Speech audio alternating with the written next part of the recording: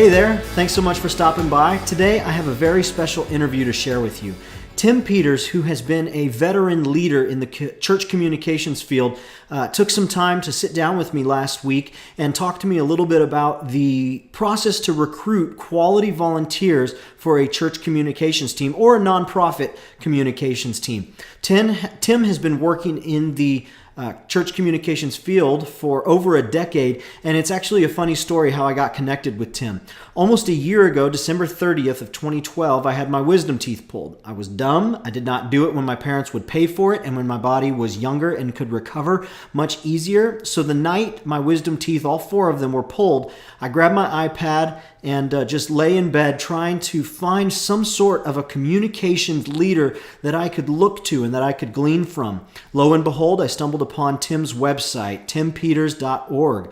After reading several articles, I thought to myself, man, this guy just gets it. And I continued to read day in and day out. Well, he posted an article about recruiting volunteers for church communications. And I really keyed in on that because that had been my single greatest challenge in my role at my church, was finding quality volunteers to do something more than just stuffing a bulletin or making copies. Those are both valid jobs, but I was looking to build that team. So I scheduled a conversation with Tim. It was a great conversation. I got a lot of really great feedback from him, and from there I began building my team. Since then, I've had the opportunity to connect with Tim in person for several days. Spent some great moments with him, and have really leaned into who God has created me to be, and really gotten the most out of my role as far as building and raising up a team of volunteers around me.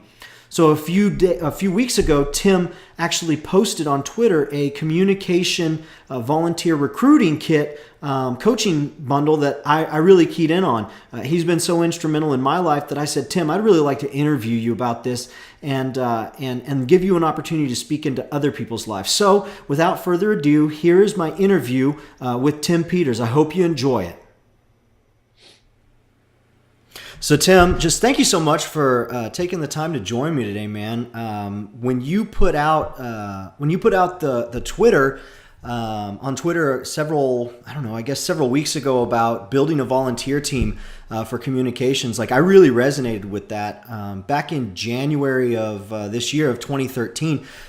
You had actually written a blog post that deeply connected with me, but left me with some questions. And so we had a great conversation. I really got some huge insight, and a lot of the things that I've been writing about, quite honestly, has been a result of that conversation. So I really appreciate it. And I just wanted to give you an opportunity to share a little bit more, and maybe, kind of what the purpose is and why a communications volunteer resource is so valuable. So, why do you think it's so hard? I'll just go with the first question. Why do you think it's so hard for a communications leader to develop a communications team? Where's the challenge there? Why isn't it as easy as just getting someone to play guitar on Sunday morning?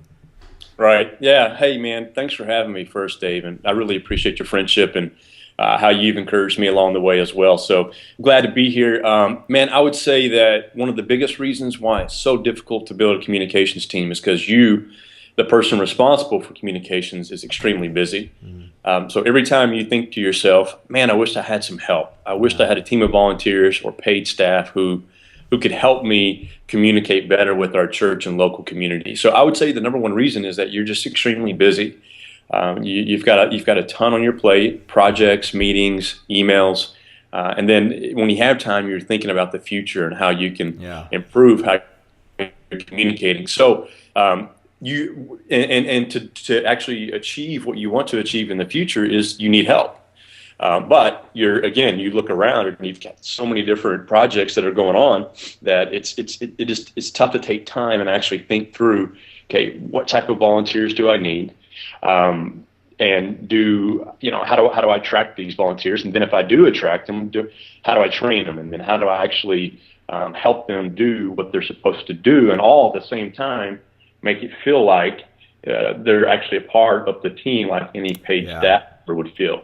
You brought up, it is somewhat easy to find somebody who can play the guitar on Sunday morning, especially when you find a professional And in communications, everybody's a photographer. Yeah. Everybody does graphic design. Everybody can make videos. But the reality is that you want to have effective communication, so you do need professionals. Yeah. And so you're having to weave yourself through who's qualified and who's not qualified, and the ones who aren't qualified that think they're qualified makes it even more difficult for you to either not provide them a role or find them a place where they can, so they can help your church. Yeah, well, let's talk about that for a second. Like, you bring up the idea of qualified, and I know in my experience, I have, it's actually funny. My church did a huge push for volunteers, and I actually think this is similar to your story a little bit. But my church did a huge push for volunteers, and as a communications department, actually, church-wide, we were all required to provide opportunities. And so I had like 9 opportunities. I had like 15 people sign up, and I felt like I don't even know where to begin. Like, I did what I was supposed to do, and now I feel like I'm just letting these people down because either one, I wasn't prepared, or two, they weren't necessarily qualified. So like, just talk a little bit about that. Like, how do you bridge that gap of, shoot, I need professionals, but at the same time, I'm working in an environment with willing souls and people who really want to work hard and do their best, but they may not be the professional. Like, what do I do? What would you say to me? Yeah, I think I was in the same situation that you were. We had this huge ministry fair at our church, and every single ministry was asked to present serving opportunities where volunteers could plug in. And so I did reluctantly. I didn't want to because things were going well, and I didn't think I needed help, even though I did need help. Yeah. And so lo and behold, the most of the people wanted to work within communications, and it makes sense because photography, videography, social media, design is all popular now, and so everybody wants to be a part of that. And so here's what I learned is that when all those people came in, I had this big meeting and I had no clue what I was going to do, and I did the same thing too. Same thing. I had no systems in place whatsoever, and so what I had was a bunch of fired up people, and I was fired up as well. But I had no idea on how to use them. And so I just started randomly calling or texting or emailing them and asking them if they could do this or that. And so some people wouldn't show up. Some people would show up. Others did a great job. Others did not do a great job. And so what I learned is that I did not give them any expectations. I did not make them feel like this was an opportunity. I didn't help them see that they were actually contributing to the kingdom with their work. And so I remember years back when I was at a Willow Creek Summit leadership conference that the person that created Teach for America, where they help these inner city schools with qualified teachers to increase educational learnings, they didn't accept everybody. And the people that were going to work for Teach for America were graduating from schools like TCU and Harvard and Stanford, and they weren't going to get paid a dime to go work for 2 years within classrooms. And they didn't even take everybody. And so what I learned from that is that if you have, hey, potential volunteer, here is the job description. Here are the expectations. And you actually take time to interview these people, which I know it's going to take time, but if you take time to interview these people, they're going to feel like, oh, wait a second, this is actually like, I'm being pulled into this. So I may not get this position. And I think it's okay for you as the leader of communications to say, we just don't think that it's a great fit. If you do have to do that, it's very important that you do give them other options on how they can serve. You don't want to discourage them from serving. So I would say, hey, make this somewhat of an elite opportunity where we're taking people who are qualified because we value communications this much. Mm-hmm.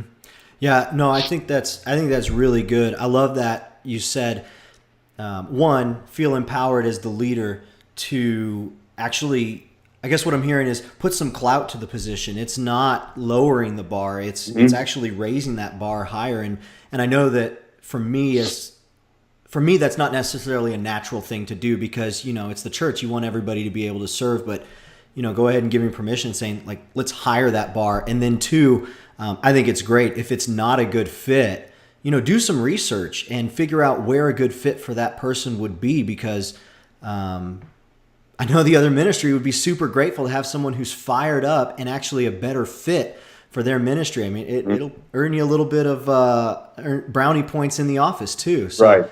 That's really good. And the deal is if you think about your church, you're not going to put up any person on the stage to preach on a Sunday. You're not going to put up any person to lead worship. So it's okay to say, look, we're not going to let everybody do design work at our church. We're not going to let everybody shoot video. It doesn't make sense, especially if you're committed to having a high level of excellence in your communications. You got to have people that can help you execute what you're really wanting to see happen. Yeah. Okay. Well, that's a great segue into the next thing that I wanted to talk about. In the blog post where you kind of outlined all of these volunteer essentials, you gave 4 central areas, and the first one was recruiting. So let's talk about that. We've kind of set the tone. You've given description on, hey, let's go ahead and raise the bar. Let's go ahead and make job descriptions. What's a key part of the recruiting process, and something that you want to help people through this communications volunteer bundle that you've put together? Like talk me through the recruiting process. Yeah, for sure. I learned that if you come out and you sound pathetic or like you're desperate, then you're not going to you're not going to recruit the people that you want. And so I started leading with why I wanted people to help with communications. And so, and again, going back to our previous conversation is I wanted to present it as an opportunity that you applied for, you interview for.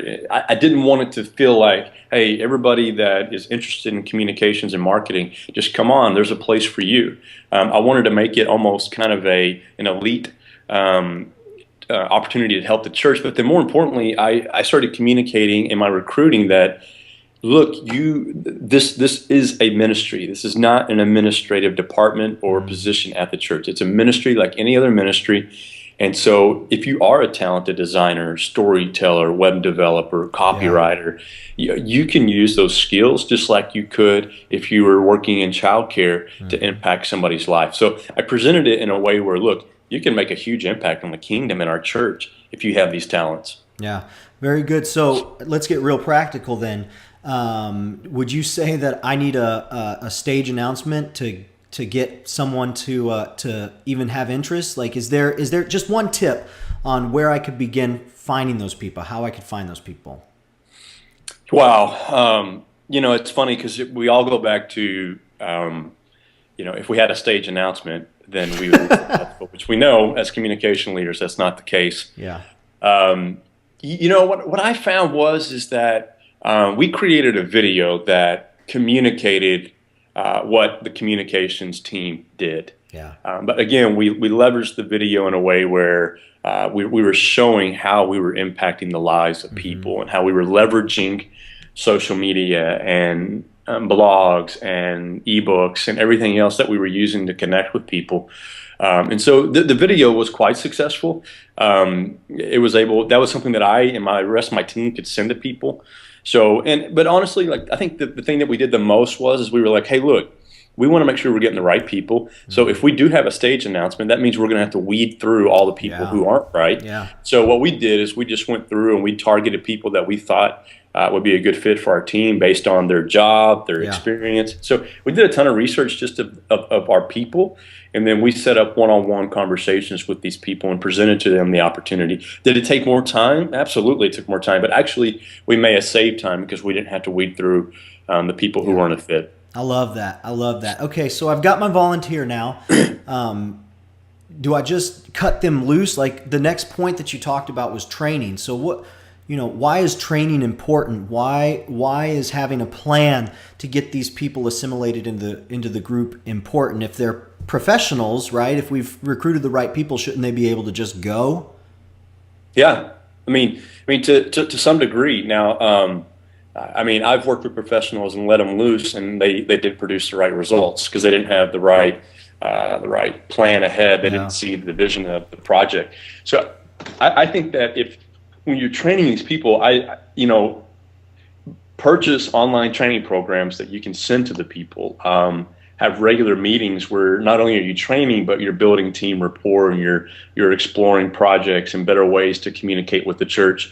And make the resources and the training that you provide to them beneficial. And Yeah. so what we found is my goal is like if I'm going to ask these people to come to a training meeting, I want it to not only help our church communicate better, but I want it to help them in their own professional career. Yeah. So if they came and they spent an hour worth of training, I wanted to bring in somebody who was going to train them, or I wanted to present content to them that they could actually take and use in their own business and professional career.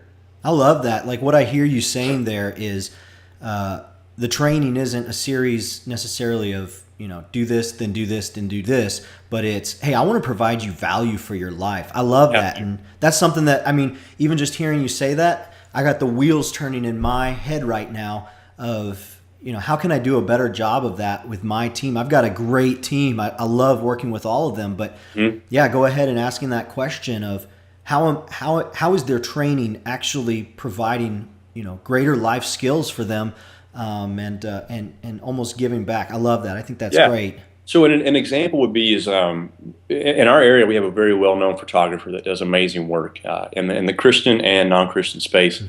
And so we had it was just strictly photography training, and I think maybe 3 people showed up. But we paid the photographer $250 to come for the hour and train these people. But it was just amazing to hear from those 3 people who attended how, I mean, not only did it benefit our church, but then they were able to go and they were able to use it in their own personal careers and become better photographers and potentially make more money for their family. And so I think, if you can just be strategic, I mean, even some simple stuff like as a communication leader, as you read blogs or magazines or you're at a conference and you find something that you think will be valuable to your team, send out the link or the article to your team and just say, hey, when you have time, make sure you read this. We're going to discuss it in the next training meeting. I love that. That's so practical. Just to throw out there, if that's something that anybody who's listening right now, if that's something that you want to do, I'll put a link in the notes with this video for a service called Feedly. It allows you to pull in a whole bunch of different websites, and maybe Tim, you can make a few website recommendations, and I'll make a few as well. But that's a great starting point. Those are free resources, and it doesn't take you increase your knowledge as you read them as the leader. But then just click an email and sending them out to the appropriate team members. I love that. That's super practical. Thanks for mentioning that. So you've got them trained. You're sending out resources. You've brought in some professionals, to provide some perspective and maybe equip them a little bit more. Now, how do I let them loose? And let me wrap this. I don't want to make it exclusively to social media, but let me put this kind of social media umbrella over it all. One thing that I hear from a lot of leaders is, I don't know if I can just let go. There's that certain bar of quality, but if I have to keep coming back and, for lack of a better term, babysitting, am I really saving that much time if I have to, check all of their work instead of just mobilizing, letting them go and post directly to Facebook or get those pictures directly on the website? So that's the kind of the little, thing I want to throw in there as you answer. But just what does mobilization look like? Like, what's a realistic expectation, and how do you balance that with giving people freedom and not micromanaging? Yeah, I think obviously you're going to start slow. You're gonna give them projects that they can mess up on, and that can be okay. You definitely, I mean, thankfully in communications you can test somebody's skills. So. In sales, they could go through an interview and impress the person that's interviewing them and get the job, but they could be a horrible salesperson. Within communications, if they say that they're a great videographer, you can say, that's phenomenal. Can you send me your work? Yeah. Same with photography, writing, designing, you name it. And so it's test their work, view their work, see where they're at in their professional level. But I would say this, and just to be blunt, most churches don't have 3 things. They don't have communication standards, communication strategies, and communication systems. So if you don't have those three things, then you're probably going to end up micromanaging. You're probably going to end up babysitting, or you're going to go ahead and just say, yeah, just go ahead and do it, and it's going to make your standards, your systems, and strategies even worse. So you can't. It's going to be very difficult for you to mobilize in any area of the church if you don't have standards, strategies, and systems in place. It'll be very tough. Yeah, no, I agree with that. And one illustration that I've used to kind of frame that in my mind, and then also kind of set the tone for my team is what you just said. Those are kind of like foul poles, right? Like a lot of times we look at foul poles as like, man, now we're restricted. We can't go out here. We can't go out there. But the reality is when you're playing baseball, those foul poles are there so you know where to hit the ball, right? You're not aiming for behind you because you know that doesn't get you anywhere. You've got to hit that. You've got to hit that ball between those foul poles, and having that vision, those values, those systems, strategies. Those establish those foul poles. I love that. I think that's great. I use the analogy of when I take my kids to go bowling, we use bumpers. And so I think about it as like, okay, the goal of our communication strategy is to knock down all those pins. And thankfully, because we have a strategy in place, the bumpers, it gives us room to make changes. To be creative, because eventually if we have strategy, it's just going to bounce in one direction and it's going to get back on plane, and eventually it's going to hit the pins. No, that's great. That's great. So we've covered a lot of ground. The last thing that I want to talk about, and this one, to me personally, I'm super interested to hear. I mean, all of it is good stuff, but this one, I really want to grow in this area. And you said the fourth thing that leaders need to be aware of is recognizing and appreciating their volunteers. And I just kind of want to give you free rein just to talk about that. Like, what's the value in that? What are some unique ways? Is it just sending a gift card? Like, just share a little bit about the value and then ways that can be done. Yeah. So think about it this way. Let's say that you're running a top-notch, well-known creative agency in New York. And you've got 150 people that are part of your agency, that are full-time. They come to your office. They work for your agency. And you've got the top talent. And so one of the best ways that you're going to keep that talent is that you're going to reward them and you're going to celebrate them consistently. Now, so obviously you and I, we're not running an agency with 150 qualified professional people. That's just the reality. And we can't reward these people with a $10,000 quarterly bonus. It's just not going to happen. So we've got to be creative. And how can we reward people with our budget? How can we celebrate people? So I would say that you make it feel like they are on your staff, that they are part of the team. And you can do that by having social gatherings where, a Christmas party, barbecue. Take the people that are on your team to lunch, get to know them, pay for their lunch, show your appreciation. But some simple things I think that just get overlooked. Be intentional. If you need to, put it on your calendar, like celebrate volunteers. And maybe all you do is you spend 30 minutes and you're text messaging all of your volunteers. You're scanning an email, you're writing a personal card. I think if you can just be intentional is the key. But I would say that like here's an example. I got to know one of our designers really well that was a volunteer. And this guy worked 40, 50 hours at an agency, and he still dedicated a ton of time to us. And he was a great designer. So I knew that he loved to sketch out everything he designed before he went to a computer. So I went to uistencils.com. And I bought him this. You can see it. It's like a little grid ruler, but it's got everything already cut out. So the Twitter bird, the Facebook icon, the menu bar, and so you just put it down on the paper, and you can trace it out, and you've got a better sketch of where you want to do. And that $29 gift made his day. And so it's. I think it's just being simple, intentional, and making sure that you're doing it on a consistent basis. Yeah, I think what you're saying there is it comes back to just one of the core elements of being a leader, right? Like understanding your team and knowing what their love language is. I think that's great. So we covered a lot of ground here.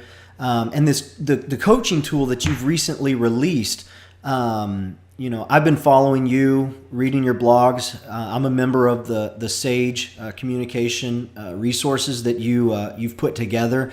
There's a lot of value in some of the things or in a lot of the things that you've been doing, both for Sayge and then also just releasing for free on your blog. Just tell me a little bit about the coaching tool and what somebody can expect. When they make that step and they choose to invest in something like that, what are they going to get out of it? Yeah, for sure. So with the volunteer mobilization bundle that people have been buying, it's a separate module outside of the entire church communications guide that I created, and it's one of the modules out of the 12, and so you can purchase this one as an individual module. And so what I did was I went back and said, okay, what did I have to do to create an effective volunteer team? Mm-hmm. And so that's what the module is. There's a training video from me. There's a coaching manual that really talks through everything that Dave and I have talked about today in greater detail. Yeah. But this was the one where it's like, I know I need job descriptions. I know I need interview questions. I know I need all of this stuff. But I spent hours going out and looking for examples online, and then finally piecing it all together to what would fit for a church communications team. And so that's what I've done. I've created job descriptions for any communication volunteer position you could possibly think of, and then also created interview questions that you can use in job applications that you just send it out to the person. It's customizable. You can change up the questions, the requirements, anything that you want to do. But trust me, it'll save you tons and tons of time. And so if you want to do it on your own, you go for it, or you can purchase it for $50 and save hours and hours of researching and editing and writing. Yeah, that's the job descriptions for me. I mean, those I've written 3 and they've taken forever. I know that having something to at least look back and reference, if I want to customize it for myself, look back and reference, be like, okay, I need to be thinking about these things right here. I mean, that's huge, absolutely huge. And you're right. I mean, it'll save hours and hours of time. And quite honestly, the benefit of the fact that you've done this stuff already, that this is that you're putting it together out of your experience. So I think that's great. So last thing, the communications position, whether it's a nonprofit or a church, or even sometimes in the corporate world, it can be a very lonely position. What would you just say to the person listening or watching right now who agrees with everything, is like, I'm on board, like everything you're saying, I resonate with it. I just don't have the energy. I'm feeling very burnt out, or I feel like I'm just way in over my head and I don't have the support that I need. I'm just looking for a little bit of encouragement here. What would you say to that person? How would you encourage them? I would say one thing is you can find somebody who's doing church communications well. And so if you don't have somebody that's helping you, mentoring you, pouring into you, coaching you, that's one of the first things that I would do over, if I could go back, 8 years ago. I'd find somebody who's doing it well, and I'd pay them to coach me. Yeah. And so if you're listening to Dave, pay Dave to coach you. There's other great guys out there, but find somebody who's doing it well, because that will help you. And then, the beauty of the internet is that you can surround yourself with people who are in the same position you are. They might be all over the nation, but you can still connect with those people, and you can share struggles and successes with these people. So I would say do that, but then also remember that what you're doing it for a purpose. Yeah. And so never forget that what you're doing matters. And so the work you're producing, the hours you're putting in, the meetings that you're sitting in on, that is all being used for something that matters. And so you're part of impacting people's lives. I would just keep your perspective, and if you can, surround yourself with people who are in the same position you are. That's great. If people want to follow you or hear more from you, where can they go? Yeah, you can. The easiest place, you can go to timpeters.org, or you can connect with me on Twitter. I'm active on that platform, and it's at Tim R. Peters. There's an R in the middle. So you can follow me there, and I'd love to connect with you. Awesome. Great. Tim, thank you so much for taking the time today. I really appreciate it. I know that I've learned a whole lot. I always appreciate your voice. You're one of those guys that has really helped me step into my leadership zone when it comes to church communications. And I really hope that anybody who is taking a listen to that, listening to this, really gets that as well. You've been a great leader, a great friend, and I can't thank you enough for all that you've done prior to today, and I'm looking forward to all the things you've got going in the future. I appreciate it. Dave, I appreciate it too, man. Thanks for the time. No problem.